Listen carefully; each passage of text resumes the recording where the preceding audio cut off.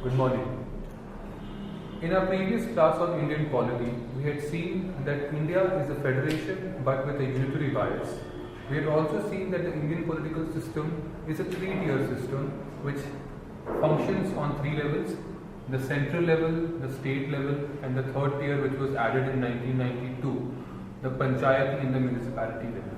Today we will learn about some more salient features of the Indian Constitution that separates it or that distinguishes it from the constitutions of other democratic countries. One of the most prominent features of Indian Constitution is that it is the lengthiest written constitution of the world. When it was originally written in 1949, it had 395 articles, 8 schedules. Now the constitution runs up to over 450 articles, over 100 amendments and 12 schedules. Second important feature that distinguishes Indian Constitution from other constitutions is that it is a great blend of rigidity and flexibility. The Constitution is partly rigid, like the American Constitution, that does not facilitate amendments very easily. It is also flexible when compared to a constitution like the British Constitution, which is an oral constitution and which is amended very easily. The Indian Constitution is a good blend of rigidity and flexibility because it has kept certain amendments under simple amendment procedures and the rest under slightly complicated ones.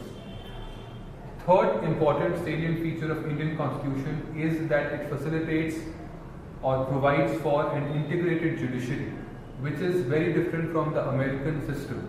In India, the judiciary or the judicial system is very much like the legislative system and the executive system that takes place on three levels.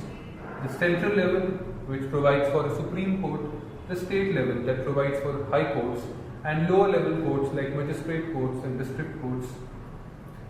On the other hand, constitutions like America do not provide for an integrated judiciary, which means that the Federal Court or the Supreme Court of America is not above the courts of different states of American Union or the American Federation. In India, the Supreme Court is above the high courts and district and lower courts. The fourth major salient feature of Indian Constitution is that it provides for only a single citizenship, which means that a citizen of India is only a citizen of India and not a citizen of its respective state. A resident of Uttarakhand is not a citizen of Uttarakhand but only a citizen of India. On the other hand, in America, if you are a resident of Texas state, you are a citizen of Texas state and the United States of America.